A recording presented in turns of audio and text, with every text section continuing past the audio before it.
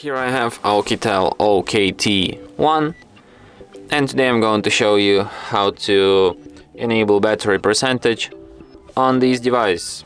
So firstly you have to open settings, then go to the battery section, and here just enable battery percentage, just like this, and now you have your battery charge in percent next to the battery icon here in the corner.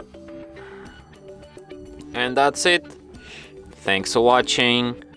If you find this tutorial useful, don't forget to hit that like button and subscribe to our channel.